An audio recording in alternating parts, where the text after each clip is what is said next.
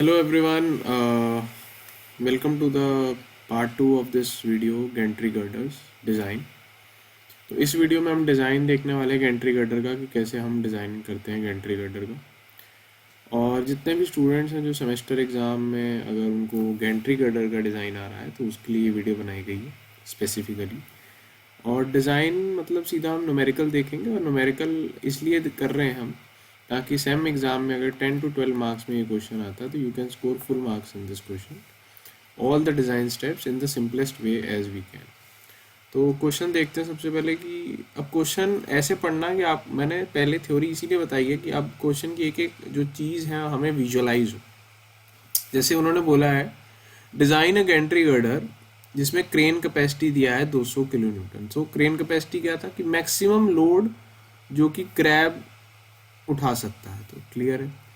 Span of Gentry girder दिया है 7.5, तो गैंट्री गर्डर का स्पैन दिया है। क्रेन गर्डर का स्पैन दिया है 15 मीटर। अगर मैं थोड़ा विजुअलाइज कराऊं तो ये 7.5 मीटर दिया है और ये 15 मीटर दिया है दिस स्पैन, राइट। और क्या दिया है, self weight of crane girder excluding the trolley. तो अगर मैं इसमें देखूं तो इसका self weight is given to be 200 kilo newton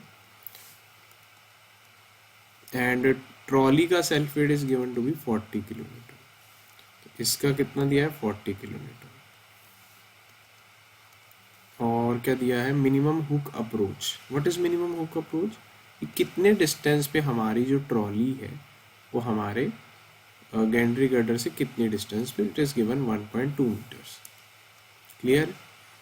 and the wheel base of the crane, crane का जो व्हील बेस है यानी कि इस और इस व्हील की जो दूरी है that is 3.5 meters. And self weight of rail section is given to be 300 newton पर meter and yield stress is given to be 250। तो क्वेश्चन क्लियर है, क्वेश्चन बहुत सिंपल है, हमें गैंट्री गर्डर को डिजाइन करना। तो हम स्टेप बाय स्टेप चलेंगे, एक एक स्टेप को ध्यान से समझेंगे और इसी स्टेप को आपको पेपर में भी सॉल्व करके आना है एज इट इज, जैसे मैं बताऊँ। तो चलो शुरू करते हैं। सबसे पहला स्टेप है maximum wheel load. Wheel load क्यों निकालना है, कहाँ आ रहा है व्हील लोड, भाई देखो ना, ये जो चार पहिए हैं ये लोड लगा रहे हैं। इसी लोड को जब तक हम नहीं निकालेंगे तब तक गैंट्री गर्डर क्या क्रेन गर्डर क्या किसी पे लोड पता ही नहीं चलेगा। तो सबसे पहले तो इन पहियों का लोड क्रेन गर्डर पे आएगा और क्रेन गर्डर का फिर अल्टीमेटली इन पहियों से गैंट्री गर्डर पे जाएगा। तो we have to find the maximum static wheel load and how to find this. तो कैसे, खुद ही सोचो यार, कॉमन सेंस है, कैसे निकलेगा ये पहियों पे किस किस का भार आ रहा है, एक तो क्रैब का और एक इसने जो वेट उठाया हुआ है उसका। So self weight of crab यानी कि वेट ऑफ ट्रॉली 40 और क्रेन कैपेसिटी 200, तो 200 प्लस 40 240। अब ये कितने डिस्टेंस पे है, तो 1.2 मीटर हुक अप्रोच थी उसकी। क्रेन गर्डर का self weight is given to be 200 kilo newton. अब ये जो ट्रॉली है ये क्रेन गर्डर पे किसी भी पॉइंट पे हो सकती है, मतलब it can be acting at here here here here here. So it acts as a UDL over this crane girder. तो क्रेन गर्डर पे जो मेरी ट्रॉली है वो यूडीएल की तरह एक्ट करेगी। तो क्रेन गर्डर का सेल्फ वेट है 200 किलो न्यूटन, तो आई हैव टू डिवाइड, मतलब कन्वर्ट इस इनटू किलो न्यूटन पर मीटर, और पर मीटर यानी कि स्पैन कितना है क्रेन गर्डर का 15 मीटर्स। तो 200/15, this is the UDL force acting over crane girder, क्योंकि I have to find the moments. ठीक है, चलो।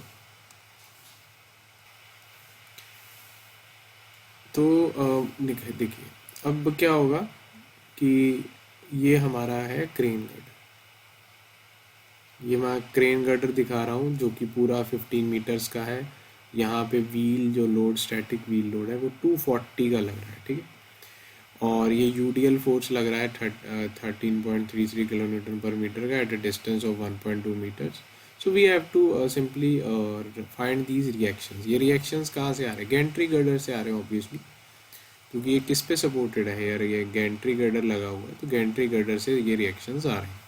तो हमें ये रिएक्शंस निकालने कैसे निकालेंगे, किसी भी पॉइंट के अबाउट मोमेंट जीरो कर देंगे। तो यहाँ पे मैंने summation moment about A zero कर दी।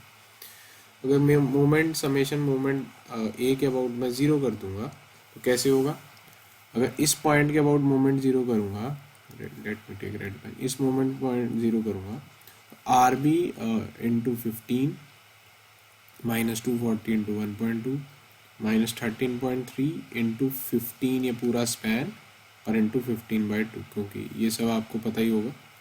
तो इसके मतलब I am not explaining this is very basic, but एक बार चलो मैं समझा देता हूँ। तो देखिए जो यूडीएल फोर्स है इसका जो मैग्नीट्यूड है यानी कि 13.33 इंटू 15, जो अभी हमने किया 200, तो 200 किलो न्यूटन मिडल पे लग रहा है और हमने इस पॉइंट के अबाउट मोमेंट जीरो किया, तो दिस इज़ 15/2 डिस्टेंस, तो उस बेसिस पे ये आया है। और 240 इंटू 1.2, तो ये भी anti clockwise movement, this is also anti clockwise movement. And R B का कैसा मूवमेंट आ रहा है, सॉरी ये clockwise and this is anti clockwise. तो किसी भी एक डायरेक्शन को पॉजिटिव मान के दूसरी नेगेटिव हो जाएगी। तो इस तरह से हमने आर बी रिएक्शन निकाल लिया। ना how we will find R A reaction, तो टोटल लोड देखिए 240 ऊपर से plus this load was 200, so 200, तो 240 प्लस 200 ये जो था टोटल लोड लग रहा था। अब इसमें से माइनस कर देंगे 119.18, so it will give us reaction R A. और देखिए इनमें और इनमें जो भी रिएक्शन मैक्सिमम होगा we have to consider that reaction for design, यानी कि व्हील पे मैक्सिमम रिएक्शन जो आ रहा है दैट विल बी टेकन। तो मैक्सिमम रिएक्शन आ रहा है इतना। अगर ध्यान से देखे जाए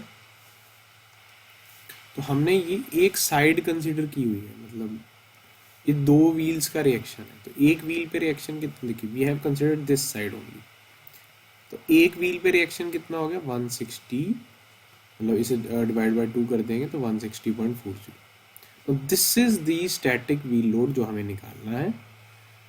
अब मैंने कहा था कि मैंने आपको पिछली वीडियो में भी समझाया था कि हम इनको इंक्रीज करते हैं, और ये वर्टिकल लोड ही तो निकाला आपने। तो इम्पैक्ट अलाउंस ये कहती है कि you have to increase it by 25%। तो वही अब हम यहाँ पे भी करेंगे। So as IS 875 part 2 static wheel load को हमने 25% बढ़ा दिया, so we are multiplying it a factor of 1.25, तो लोड बिकम्स 200.50 आ गया। अब हमें डिज़ाइनिंग करनी है सेफ्टी के लिए, तो उसको फैक्टर्ड भी करना पड़ेगा, तो 1.5 से इसे मल्टीप्लाई कर दिया। इसमें अभी तक कोई भी डाउट आना नहीं चाहिए। बेसिकली हमने क्रेन कैपेसिटी निकाली, हमने इस पे यूडीएल फोर्स कैलकुलेट किया, और यूडीएल फोर्स कैलकुलेट करके हमने मैक्सिमम रिएक्शन निकाली, वही हमारी व्हील लोड थी। और वो दो पहियों पे मैक्सिमम रिएक्शन आ रहा था, तो एक पहिए पे हमने रिएक्शन निकाल के उसको इम्पैक्ट, तो मतलब 160 जो आया उस पर एक तो इम्पैक्ट इंक्रीज किया और उसी पे ही फैक्टर्ड इंक्रीज किया। तो this is our ultimate wheel load. अब इस लोड को लेते हुए हमें डिजाइनिंग करनी है। ये जो व्हील लोड आ रहा है, ये अल्टीमेट व्हील लोड आ रहा है, ये किस पे आ रहा है, ऑन गैंट्री गर्डर। हमें डिजाइन तो गैंट्री गर्डर करना ना, क्रेन गर्डर थोड़ी डिजाइन करना है। So we have to design gantry girder, और उस पर इतना व्हील लोड आ रहा है। फिर आते हैं स्टेप 2 पे।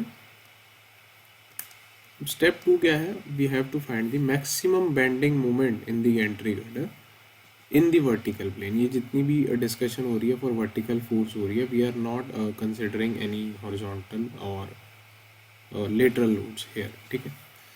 तो अब इसको थोड़ा सा समझाता हूँ मैं कि maximum bending moment Gentry girder पे कैसे आएगी। देखिए मैक्सिमम रिएक्शन आपको समझ आ गया, आपने सीधा सीधा ले लिया, लेकिन बेंडिंग मोमेंट किस पॉइंट पे मैक्सिमम होगी और किस बेंडिंग मोमेंट के लिए मुझे चेक्स लगाने हैं, यानी कि जो भी मैं सेक्शन लूँगा गैंट्री गर्डर का उसके लिए चेक करना है, तो वो देखने के लिए हमें मैक्सिमम बेंडिंग मोमेंट वाला पॉइंट जानना पड़ेगा कि कहाँ पे गैंट्री गर्डर पे सबसे ज़्यादा बेंडिंग मोमेंट आ रही है।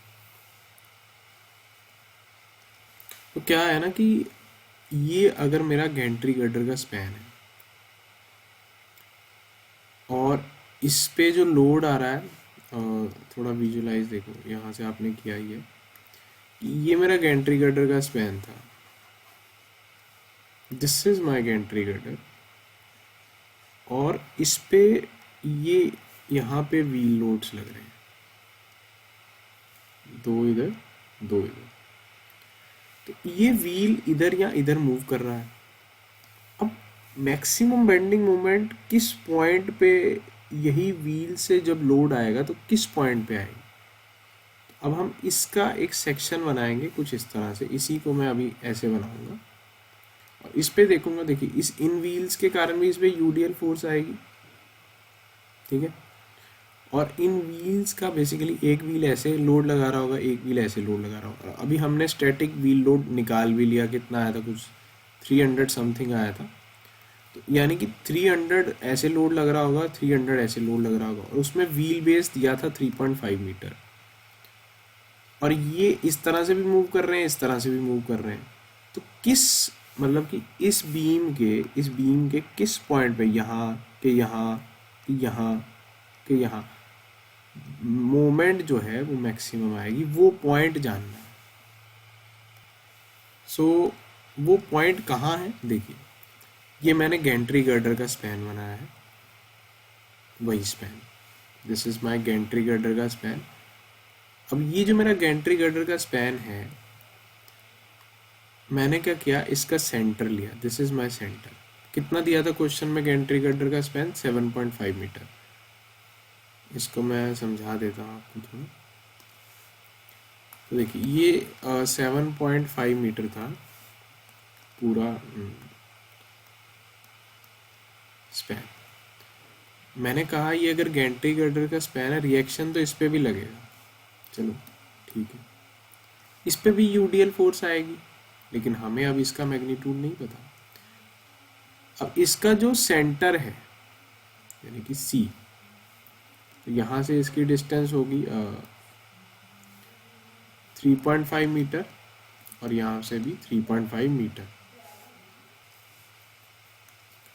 अब मैंने कहा कि जब मेरी जो व्हील बेस है ना, ध्यान से सुनिए, जब मेरा व्हील बेस कुछ इस तरह से होता है, ध्यान से क्या बोलना चाह रहा हूँ, कि व्हील बेस का जो सेंटर है सपोज आर, और इसका मैंने मान लिया A B, let's say this to be D. तो व्हील बेस का जो सेंटर है और जो हमारे गैंट्री गर्डर का सेंटर है वो इस तरह से होने चाहिए कि A C should be equal to C D. ये जो डिस्टेंस है वो इस डिस्टेंस के जब बराबर हो जाता है, इस पॉइंट पे बेंडिंग मोमेंट मैक्सिमम निकल के आती है। In case of Gentry girders इस पॉइंट पे बेंडिंग मोमेंट मैक्सिमम निकल के आती है। इसी कॉन्सेप्ट का यूज करते हुए, अगर ये डिस्टेंस हमें गिवन थी, this was given to be 3.5 metres, तो इसकी हाफ डिस्टेंस आर तक की कितनी होगी, 1.75 मीटर्स, और ये डिस्टेंस कितनी होगी, 1.75 बाई 2, 1.75 बाई 2। तो हमें सिंपली क्या करना होता है, हम कहने वाले ये भी कह देते हैं कि जब ये जो व्हील लोड्स हैं उसका सेंटर आर, और यहाँ हमारा गैंट्री गर्डर का सेंटर आ रहा होगा, तो when wheel load is at distance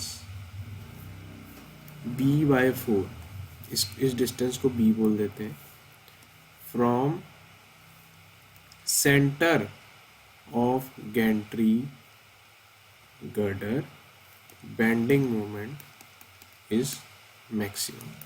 उस पॉइंट पे बेंडिंग मोमेंट इज मैक्सिमम, हम ये बोलते हैं, दिस इज द कॉन्सेप्ट। अब अगर क्वेश्चन में आ जाए हम, तो देखिए अब से सिंपल समझ में आ जाएगा स्टेप 2। तो वही है कि गैंट्री गर्डर का स्पैन था, इट वाज 7.5 मीटर्स, सो ये सेंटर तक हो गया 3.5 मीटर, एंड वही कि eight a distance of 3.75 upon 4, sorry 3.5 upon 4 कितना हो गया, 0.875। यहाँ तक का डिस्टेंस 3.75 और ये जो डिस्टेंस थी दिस वाज 3.5, सो ये डिस्टेंस कितनी हुई 3.5/4।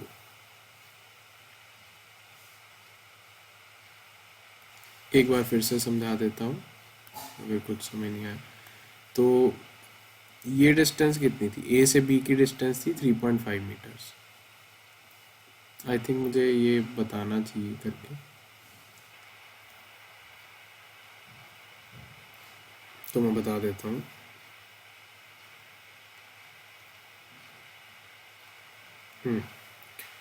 तो अभी हमने देखा था कि ये डिस्टेंस 3.5 आई थी और ये सॉरी ये 7.5 गिवन थी ना, सॉरी तो this distance becomes 3.75 and this is also 3.75 और ये वाली जो डिस्टेंस है यहाँ से यहाँ वो 1.75 और ये, तो हमें यहाँ से यहाँ तक की दूरी चाहिए। मैं ग्रीन से दिखाऊंगा, अभी ब्लू से दिखा रहा हूँ मैं। देखिए यहाँ से यहाँ तक की दूरी चाहिए एक, तो मुझे कितनी हो जाएगी टोटल सेंटर तक की कितनी है 3.75, सेंटर तक की इज 3.75 और 3.75 माइनस 1.75/2 0.875, तो it comes out to be 2.875 and this distance is given to us 3.5, so rest distance कितनी हो जाएगी 7.5 माइनस 3.5 माइनस 2.875, सो कितनी आ रही है ये 1.125। अब मैं सिंपल सी बात कहूँगा कि मेरे पास एक बीम है जिस पे स्टैटिक व्हील लोड लग रहा है, कितने का 300.75 का, और इनमें जो आपसी दूरी है 3.5 मीटर्स की है and here the distance is 2.875 and here the distance is 1.125। क्या अब मैं आर ए रिएक्शन और आर बी रिएक्शन फाइंड कर सकता हूँ? लेकिन रुको, यहाँ यूडीएल मिसिंग है और उसका मैग्नीट्यूड मुझे पता नहीं है। So how to get the magnitude of this UDL force? तो देखिए हमें ना एक सेल्फ वेट एज्यूम करना पड़ेगा, किसका, गैंट्री गर्डर का। तो सेल्फ वेट मैंने एज्यूम कर लिया लेट से 1.6, वैसे अगर 0.3 दिया है तो वी कैन एज्यूम 1.7 ऑल्सो, तो उससे क्या हो जाएगा सिंपली 2 बन जाता और उसे फैक्टर कर देते तो फिर सीधा 3 बन जाता। लेकिन ठीक है, हमने यहाँ पे 1.6 एज्यूम किया है और रेल सेक्शन का वेट आपको दिया था 0.3, सो हम इसको ऐड ऑन कर लेंगे 1.9, वी विल फैक्टर इट 2.85, तो हमारा इसका मैग्नीट्यूड कैसे हो जाएगा कि 1.6 रेल सेक्शन का, सॉरी गैंट्री गर्डर का, फिर 0.3 रेल सेक्शन का, उसे फैक्टर कर लेंगे तो इट बिकम्स 2.85 किलो न्यूटन पर मीटर। तो this is the UDL force. अब हमें क्या करना है, सिंपली इसकी मैक्सिमम रिएक्शंस निकालने, तो वो बहुत ही सिंपल पार्ट है। तो मोमेंट एट ए वही करेंगे कि summation at moment at A to be zero कर देंगे, तो क्या हो जाएगा, तो मेरे साथ लिखिए आर बी इंटू 7.5, क्योंकि ए पॉइंट के अबाउट मोमेंट ज़ीरो कर रहे हैं, तो ये एंटी क्लॉकवाइज को positive, minus 300.75 into 2.875 minus 300.75 into 2.875 plus वो डिस्टेंस है ना, ये इतना डिस्टेंस जुड़ जाएगा, ये वाला मोमेंट, एंड माइनस जो यूडीएल फोर्स लग रहा है, यूडीएल कितना लग रहा है 2.85, कितने स्पैन पे लग रहा है 7.5 और 7.5/2 इक्वल्स टू 0। तो इसके बेसिस पे हमारा सीधा आर बी आ जाएगा। ये कैलकुलेटर में सीधा वैल्यू पुट किया करिए, उससे आ जाता है। And how to get R A, अब आर ए कैसे आएगा, ये तो आप निकाल ही लेंगे। आर ए कैसे आएगा, देखिए 300.75 ये लग ही रहा है, साथ में साथ यूडीएल कितना लग रहा है, तो 2.85 इंटू 7.5, तो ये तीन जो है डाउनवर्ड लग रहे हैं, और अपवर्ड फोर्स कितना लग रहा है अभी हमने निकाला रिएक्शन 381.61, तो इसमें से हम ये माइनस कर देंगे तो वी विल गेट आर। तो रिएक्शंस आ गए। अब हमें क्या चाहिए, मोमेंट चाहिए। सो मोमेंट कैसे आएगी, मोमेंट एट ए। सिंपली अगर मुझे ए पे अब मोमेंट निकालनी है तो मेरे पास रिएक्शन आर ए है, तो आर ए इंटू 2.875, इस पॉइंट पे मोमेंट निकालनी है ना, तो इसके लेफ्ट में देखेंगे तो आर ए इंटू 2.875, और इसके लेफ्ट में कितना यूडीएल है, यूडीएल का मैग्नीट्यूड तो कितना है 2.875 ही है, सॉरी 2.85, लेकिन कितने सरफेस के लिए है, तो 2.875 के लिए और इंटू 2.875/2, ये हमारी मोमेंट आ जाएगी। तो दिस विल बी 681.85। उसी तरह मोमेंट अबाउट बी कैसे आएगा, तो बी के लेफ्ट में देखेंगे, यानी कि आर ए इंटू 2.875 प्लस 3.5 और माइनस वही 2.85, और अब भी वही कितना स्पैन लग रहा है, तो 2.875 प्लस 3.5 इंटू 2.875 प्लस 3.5/2। तो दोनों ही तरीके से निकाला जा सकता है। यहाँ पे हमने इस मेथड से निकाल लिया, मतलब राइट में देख लिया, लेफ्ट में भी हम देख सकते थे।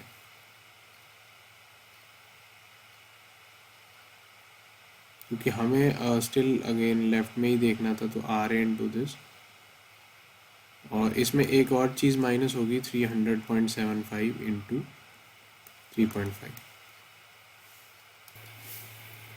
तो इसकी वैल्यू भी आपको कैलकुलेट कर लीजिएगा, सेम ही आएगी। कितनी आ रही है 427, तो ये भी 427.5 ही आएगी। ठीक, बस इसके बाद आपको क्या करना है, सिंपली डायग्राम रिप्रेजेंट कर देना, रिएक्शंस लिख लेने हैं, डिस्टेंस मेंशन कर देने हैं, व्हील लोड्स तो आप निकाल चुके थे, draw the BMD. So this is your design moment. अब मैं यहाँ से क्या पाया, मैं यहाँ से डिज़ाइन बेंडिंग मोमेंट पा लिया। मुझे डिज़ाइन बेंडिंग मोमेंट कितना मिला, द मैक्सिमम द 681.85। यहाँ मेरा स्टेप 2 कंप्लीट होता है। स्टेप 2 को मुझे थोड़ा समझाने में ज़्यादा टाइम लगा, बिकॉज मैंने बिल्कुल बेसिक से समझाया है कि चीज़ों का कुछ शायद नहीं पता हो। So this is all about step 2। तो स्टेप 3 क्या है कि थोड़े और भी फोर्सेस को आप कैलकुलेट कर लें, और जैसे कि मैक्सिमम शियर फोर्स देख लें, हॉरिजॉन्टल फोर्स, लॉन्गिट्यूडनल फोर्स हमने पढ़े थे, तो we need to calculate them also. तो मैक्सिमम शियर फोर्स कैसे निकालते हैं, मैक्सिमम शियर फोर्स देखिए एक्ट्स एट सच दैट, मतलब एक्ट सच दैट कि जो व्हील है वो आपकी सपोर्ट पे लगे। Wheel load acts at support. देखिए जब व्हील लोड मेरी सपोर्ट पे एक्ट करेगा ना, तभी इस आर ए जो रिएक्शन आएगा वो मैक्सिमम आएगा। और हमें मैक्सिमम रिएक्शन यानी कि हमें तो डिज़ाइन किसके लिए करना है, मैक्सिमम फोर्स के लिए डिज़ाइन करना है, maximum shear force, maximum bending moment. So we need to design. तो हम क्या करेंगे, इस पे अब स्टैटिक व्हील लोड ले आएंगे, और अब क्या करेंगे, या तो समेशन लेट से कि इस बार हम मोमेंट अबाउट बी जीरो कर देते हैं। देखिए ए अबाउट ए भी जीरो कर सकते हैं, लेकिन हमें आर ए चाहिए, तो इसलिए मैंने बी के अबाउट मोमेंट जीरो कर दी। तो मोमेंट जीरो कर दी बी के अबाउट, तो reaction R A into 7.5 minus 300.7.5 और 4 है ना, और कितना यू डी एल है 7.5 का स्क्वायर/2। तो ऐसे भी लिख सकते हैं, नहीं तो इसे ऐसे लिख सकते हैं कि 2.85 इंटू 7.5 ये लोड हो गया, और कितने डिस्टेंस पे लग रहा है, तो 7.5/2 पे लग रहा है, और नेगेटिव लग रहा है ना, क्योंकि इस डायरेक्शन को मैंने क्लॉकवाइज को इस बार मैंने पॉजिटिव मान लिया, तो ये एंटी क्लॉकवाइज चल रहा है। All basics. अब इसके अलावा तो इस तरह से हमारे पास maximum shear force reaction R A आ गई। आर बी निकालने की कोई ज़रूरत नहीं है, क्योंकि आर ए पे ही तो मैक्सिमम रिएक्शन आएगा जब व्हील ही यहाँ पे सस्टेन कर रहा है। ठीक है, उसके अलावा हॉरिजॉन्टल फोर्स हमने सर्ज लोड लिखा था, कि जैसे सर्ज लोड क्या है कि ये जो क्रैब है उसके 4 पहिए थे, तो जो क्रैब के 4 पहिए हैं वो सर्ज लोड लगा रहे हैं, यानी कि ट्रांसवर्स लोड लगा रहे हैं, और वो ट्रांसवर्स लोड आपको 10% लेना था किसका, जो हुक कैपेसिटी दिया था और जो 200 दिया था। तो हुक कैपेसिटी यानी कि कैपेसिटी, ये क्रेन कैपेसिटी थी, and this was self weight of hook trolley. तो ट्रॉली का सेल्फ वेट था और इसका 10%, ये इसका मैग्नीट्यूड हो गया। This load is shared by 4 wheels. तो एक लोड पे कितना लग रहा है, 6 किलो न्यूटन। तो 24/4 कर लेंगे 6, एंड 6 को फैक्टर कर लेंगे तो 9 किलो न्यूटन एक व्हील पे हॉरिजॉन्टल सर्ज लोड लग रहा है। देखिए अगर कायदे से चलें तो इसकी वजह से भी मोमेंट आएगी, लेकिन we are not considering that movement, मैं पहले ही मेंशन कर रहा हूँ, हम सिर्फ वर्टिकल फोर्स से आने वाली मूवमेंट को कंसिडर करेंगे और इसी को ही डिज़ाइन बेंडिंग मोमेंट मान के इसके लिए डिज़ाइन करेंगे। थोड़ा सा बेंडिंग मोमेंट इस एक्चुअल जो डिज़ाइनिंग होती है उसमें हॉरिजॉन्टल फोर्स की मूवमेंट को भी लिया जाता है, लॉन्गिट्यूडनल फोर्स की मूवमेंट को भी लिया जाता है, लेकिन वही है कि हमारा इतना ही वीडियो 1 घंटे का बन जाएगा और अगर हम इस पूरी डिज़ाइनिंग पे चलेंगे तो फिर तो बहुत ज़्यादा टाइम लग जाएगा। सो वी आर ओनली हम ये मेंशन करके आएंगे फोर्स कितना है बस। उसके बाद जो नेक्स्ट है लॉन्गिट्यूडनल फोर्स हम कितना लेते हैं, 5%, राइट। तो ये मैंने आपको मेंशन किया था कि वी टेक इट एज 5%। किसका, स्टैटिक व्हील लोड का। स्टैटिक व्हील लोड फैक्टर्ड वाला लोड नहीं होता भाई। और ये लगता कैसे, मतलब जो क्रेन गर्डर्स हैं उसमें 2 पहिए हैं ना, तो 2 पहियों पे लग रहा है। तो ये हमने क्या कहा था कि इन 2 पहियों पे कितना लोड आ रहा था, इस एक पहिए पे कितना लोड आ रहा था, तो on the one wheel the load was 160। तो 160.40 was the load on one wheel, तो दोनों पे कितना आएगा, 300। और इस स्टैटिक व्हील लोड का 5% आपको लेना, because these both are responsible for acceleration and de acceleration of crane girder. किस पे, गेंट्री गर्डर। तो 5% इसका जो लोड होगा वही surge load, sorry braking force होता है, और उसका भी क्या कर देंगे, फैक्टर लोड ले लेंगे। वही किया हमने, 5% ले लिया है उसका और उसका फैक्टर ले लिया। तो नेक्स्ट स्टेप है अपना गेंट्री गर्डर सिलेक्ट करना। अब हमें ना एक स्टील कोड की यूज़ IS 800 2007 की यूज़ पड़ेगा और एक स्टील टेबल का यूज़ पड़ेगा, क्योंकि हमें गेंट्री गर्डर या किसी भी क्वेश्चन की डिज़ाइनिंग स्टील स्ट्रक्चर्स में ये 2 चीज़ों की डिमांड मांगती है। और मैं मानता हूँ, एज्यूम कर रहा हूँ कि आपको ये सब देखना आता है। नहीं आता तो मैं इस वीडियो में बता देता हूँ साथ में। तो सबसे पहले जो साइड सिलेक्शन करनी है गेंट्री गर्डर की, उसमें हमें क्या करना है, economic depth of girder. We are assuming the depth of the girder, this depth of the girder to be L/12. What is L? L is the span of the gantry girder. L is span of gantry girder. कितना था, 7.5 metres, और mm में कितना हो जाएगा, 7500 mm। तो 7500/12 mm यानी कि 625 mm। This is the minimum depth for the girder. मुझे ऐसा गर्डर देना पड़ेगा कि इकोनॉमिक पड़ेगा कितना, 625 mm थिकनेस रहे, अगर डेप्थ रही उसकी तो सही है भाई, गर्डर अपना सही। विड्थ ऑफ फ्लेंज, फ्लेंज क्या होता है आप जानते होंगे कि अगर मेरे पास ये आई सेक्शन है तो this is the flange and this is the web. तो फ्लेंज का विड्थ कितना होना चाहिए, यानी कि दिस विड्थ ऑफ फ्लेंज, सो ये डिस्टेंस, तो ये डिस्टेंस हमारा L/40 से L/30 होना चाहिए। तो हमने किया, तो लेट्स अडॉप्ट, कितना ले लेंगे, जैसे 225 mm मान लीजिए हमने एज्यूम कर लिया। एंड ZP क्या होता है, plastic section modulus, sorry section modulus. तो सेक्शन मॉडुलस देखिए आपको पता होगा, स्ट्रेस जो होता है, मतलब जो मोमेंट होती है, स्ट्रेस इनटू Z होता है। हाउ इट इज, देखिए बेंडिंग मोमेंट इक्वेशन क्या होती है,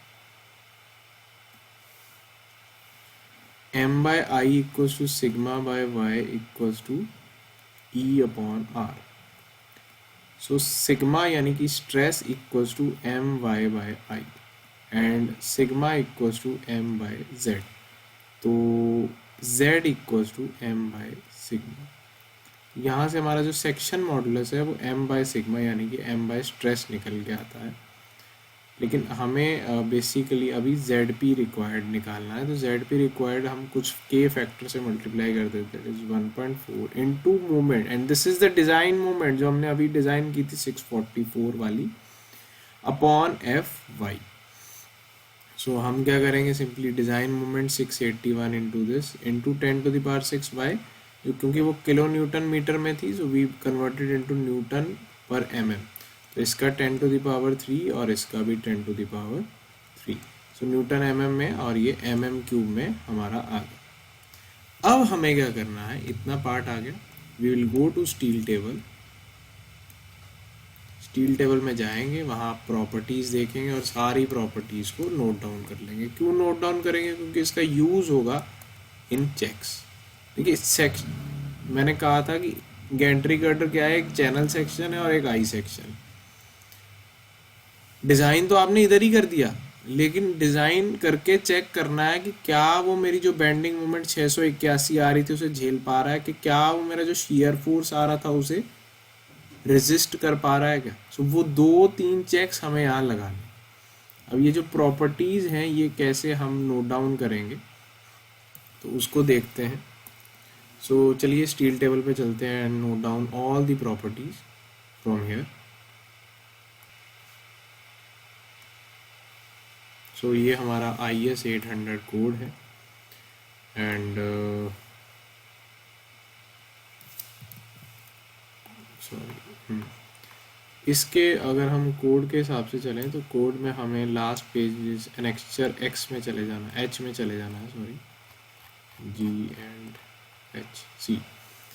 तो देखिए अब आपको डिज़ाइन करना है कुछ ऐसा। देखिए ZP कितना आया था आपका, तो ZP came out to be 3820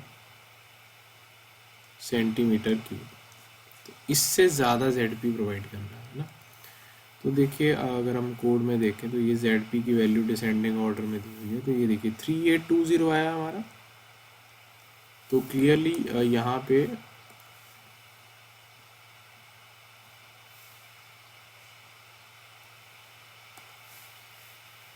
ये ISMC के लिए 382, this is ZE and this is ZP। तो हमने जो सेक्शन यहाँ पे चूज़ किया है दैट इज़ ISMB 600। लेकिन आप तो कहेंगे कि 3820 आया है, लेकिन हमने जो ZP चूज़ किया है वो थोड़ा कम चूज़ किया है।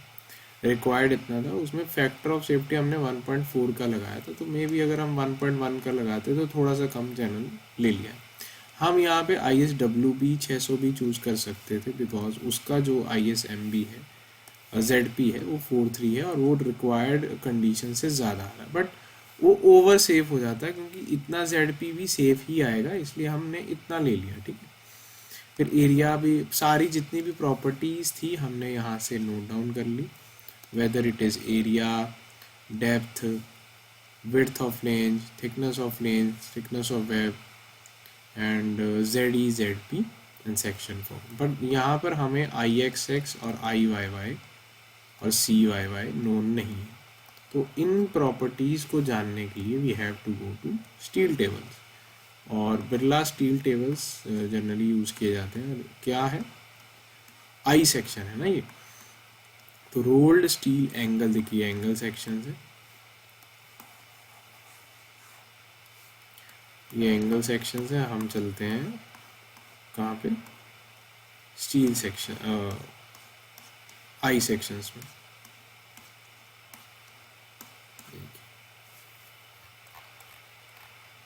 ये देखिए आई सेक्शंस आ गए हमारे, रोल्ड स्टील आई सेक्शंस, और उसमें हमारा हमने कौन सा चैनल सेक्शन यूज़ किया, ISMB 600। So we have chosen ISMB 600। तो ये हमारा ISMB 600 है। जितनी भी लेफ्ट आउट प्रॉपर्टीज़ हैं जैसे IXX है, IYY है, और भी हैं कुछ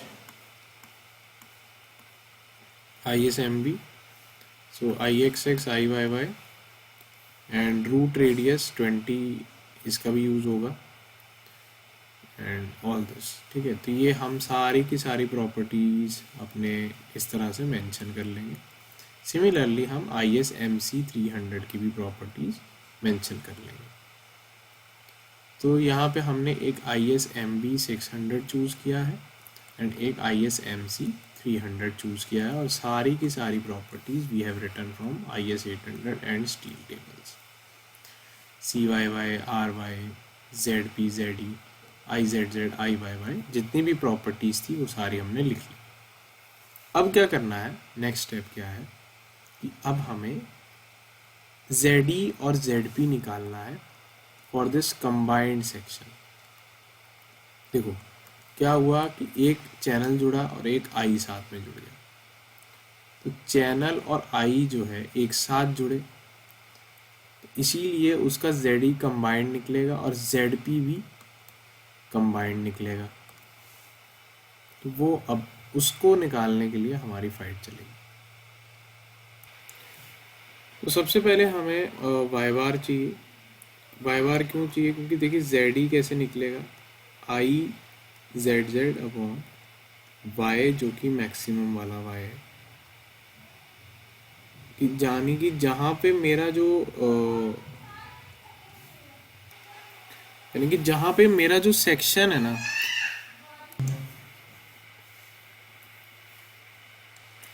तो हम क्या करते हैं कि पहली बात ये Y मैक्सिमम क्या है, जैसे एक चैनल सेक्शन है और साथ में मेरा I सेक्शन है।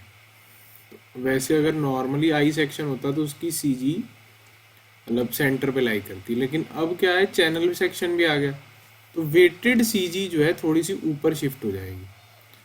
तो यहाँ पर GG आ जाएगा, मतलब कि जो सेंट्रोइडल एक्सिस है, और सेंट्रोइडल एक्सिस की दूरी from the bottom is called Y bar, और यही वाई बार हमें निकालनी है। ठीक है, अब ये वाई बार कैसे आएगी, simply A1x1 plus A2x2 upon A1 plus A2। तो A1 क्या है, आई सेक्शन का एरिया जो हमने अभी निकाला था, देखिए 15621 mm² प्लस x1 क्या है कि इससे जो आई सेक्शन है उसका जो CG है, उसकी जो सेंट्रोइडल एक्सिस है उसकी दूरी कितनी थी 300, और जो चैनल सेक्शन है उसका एरिया A2 इंटू x2 क्या होगा, आप देखो x2 होगा जो आई सेक्शन है उसका दूरी 600,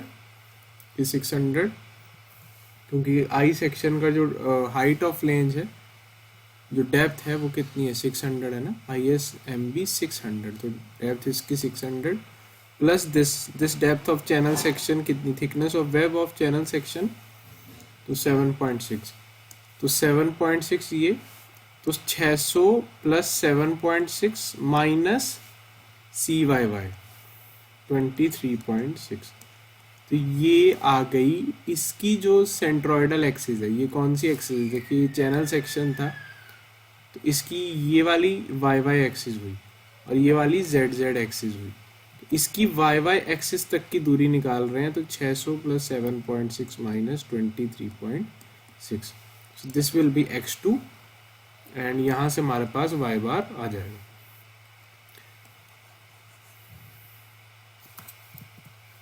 ठीक है, then next if I talk, इसके बाद क्या आएगा, अब ZE निकालने के लिए जो नेक्स्ट चीज हमें निकालनी है वो है IZZ। अब IZZ मतलब कि इस एक्सिस का मोमेंट ऑफ इनर्शिया निकालना, तो जो आई सेक्शन का है और जो चैनल सेक्शन का दोनों का प्लस कर देंगे, IGG, यानी कि देखिए आई के लिए तो कौन सी एक्सिस लेंगे, ZZ एक्सिस ही लेंगे। ठीक है, लेकिन जो चैनल सेक्शन है उसके लिए this axis have to be taken for ZZ।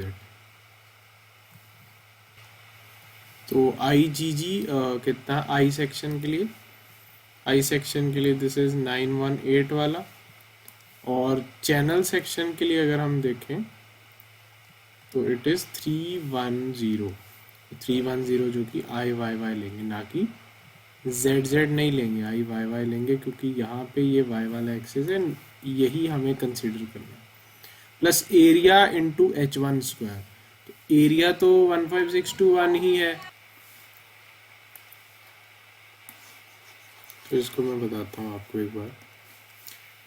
देखो आई जेड जेड निकालना है मुझे। आई जेड जेड क्या होगा, आई जेड जेड 1 प्लस आई जेड जेड 2, क्योंकि मेरे पास दो सेक्शन है, एक आई सेक्शन है और एक चैनल सेक्शन है सी। तो आई सेक्शन का जेड जेड निकालूंगा विद रिस्पेक्ट टू ये जो मेरी सेंट्रोइडल एक्सिस है उसके रिस्पेक्ट में। तो उसके रिस्पेक्ट में निकालूंगा तो सेंट्रोइडल एक्सिस जो आई सेक्शन की है प्लस एरिया इनटू जो भी आई सेक्शन की सेंट्रोइडल एक्सिस का, ये देखिए ध्यान से, ये हमारी सेंट्रोइडल एक्सिस है जी जी, और इसकी जो आई सेक्शन है ग्रीन से मैं ना चैनल की आई दिखा रहा हूँ, ये इसका खुद का सेंट्रोइडल एक्सिस है और ये इसका सेंट्रोइडल एक्सिस है। लेकिन चैनल सेक्शन का जो वाई वाई वाला सेंट्रोइडल एक्सिस है वो ये है। तो इसको मैं यहाँ जेड जेड वाला ले रहा हूँ और इसको मैं वाई वाई वाला ले रहा हूँ, ठीक है। और ये जो है ये जेड जेड वाला सेंट्रोइडल एक्सिस है। तो अगर मैं इस बेसिकली इसको मैं इसका सेंट्रोइडल एक्सिस बड़ा जेड जेड ले रहा हूँ।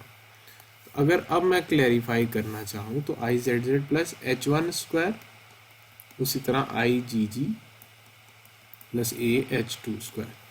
अगर बेसिक टर्म्स में बात करूँ, ये जो आई जी जी है ये गिवन था यहाँ आई सेक्शन का, तो ठीक है ये हमने डायरेक्टली ले लिया, प्लस एरिया उसका गिवन था 15,621। अब ये H1 क्या होगा, ये H1 होगा इस ZZ एक्सिस का, Z मतलब जो सेंट्रोइडल एक्सिस है कंबाइंड सेक्शन से उससे दूरी, और ये कितनी आएगी खुद ही सोचिए, H1 कितना आएगा 364.21, तो यहाँ से लेकर यहाँ तक का डिस्टेंस है और यहाँ से लेकर यहाँ तक का 300 है, तो 360 माइनस 300 ये हो जाएगा H1। और H2 अगर इसी तरह से मुझे निकालने, और IgG for C channel section क्या होगा, दिस एक्सिस, और इस एक्सिस का जब हम डिस्टेंस कंसिडर कर रहे होंगे तो हम कौन सा डिस्टेंस लेंगे, ये डिस्टेंस लेंगे, क्योंकि इसके लिए जो GG एक्सिस है यानी कि जो YY एक्सिस है वही कंसिडर होगी, मतलब नाम तो इसका YY है ना और ये ZZ है, समझ रहे हो ना, ये ZZ है ये YY है, लेकिन हम कंसिडर कौन सी कर रहे हैं यहाँ पे, सेंटर वाली, और सेंटर वाली का डिस्टेंस कहाँ से लेंगे, तो ये डिस्टेंस कितना हो गया 600 माइनस 364.21,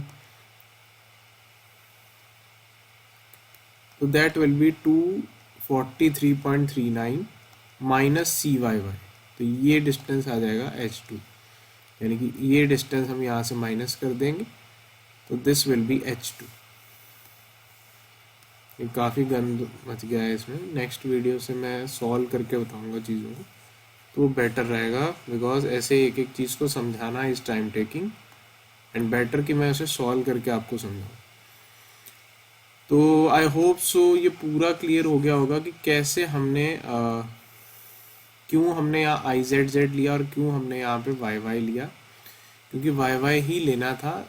ये असल में देखते तो ये जेड जेड है, लेकिन अगर हम इसको मर्ज करके देखें तो यही जेड जेड को हमें वाई वाई कंसिडर करना है यहाँ पे। उसी तरह से आई वाई वाई भी आप निकाल सकते हैं, जैसे जब आप आई वाई वाई निकालेंगे तो आई सेक्शन तो सिंपली आई वाई वाई क्या होगा इस तरह से, मतलब ये अगर आई सेक्शन है आपकी, इसके लिए आई वाई वाई तो यही हो जाएगा। लेकिन चैनल में अब इस पे जो इंटरसेक्ट कर रहा है, जैसे यहाँ पे चैनल अगर मैं लगा रहा हूँ तो ये इसकी जेड जेड एक्सिस और वाई वाई और आई, मतलब आई के लिए वाई वाई एक्सिस है और चैनल के लिए जेड जेड एक्सिस है, आई वाई वाई निकालना। और जेड जेड के लिए जब वो चैनल के लिए कौन सी थी वाई वाई, और आई के लिए कौन सी थी जेड जेड, ठीक है। ये कॉन्सेप्ट था यहाँ पे। तो जेड ई सिंपली आ जाएगा I Z Z upon Y maximum, maximum वाला लेना है तो 364 लेंगे, यहाँ से 1206 आया था, तो Z E of combined section comes out as 3.31 into 10 to the power 6 mm cube। एक प्रो टिप बता रहा हूँ मैं। देखो पेपर में इतना टाइम नहीं होता कि आप पूरी चीज़ें सॉल्व करें, तो आपको क्या करना है, फर्स्ट स्टेप करना है, सेकेंड स्टेप करना है, थर्ड स्टेप करना है।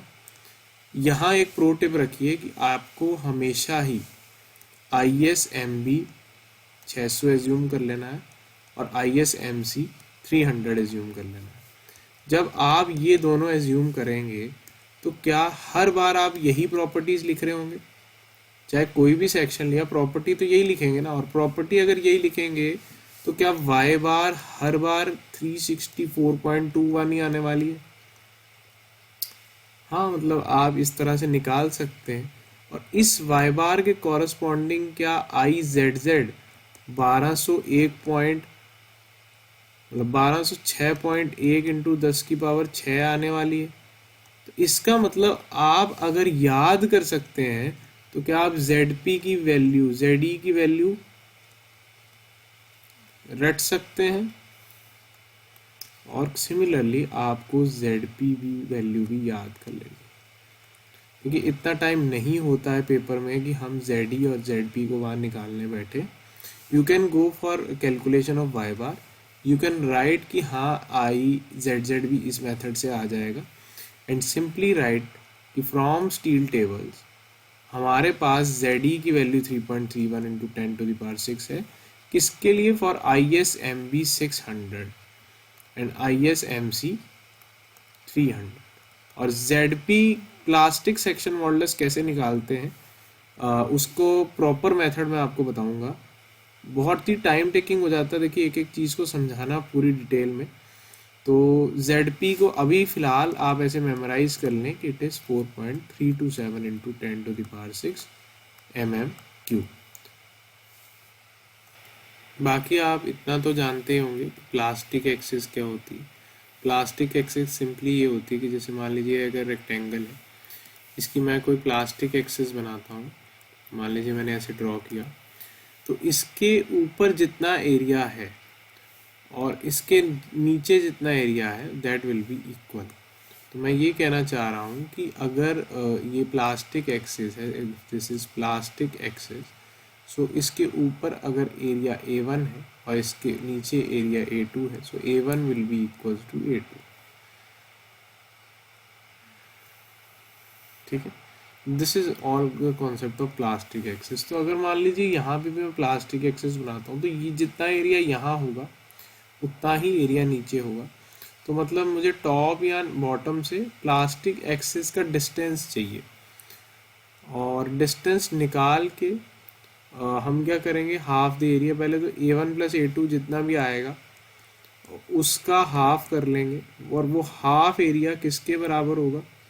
तो हाफ एरिया अगर मैं मान लो यहाँ से एक डेप्थ एज्यूम कर लेता हूँ, लेट्स से दिस डेप्थ भी y, थिकनेस ऑफ वेब मुझे पता रहेगी, तो क्या होगा देखिए y into thickness of web plus ये जो फ्लेंज है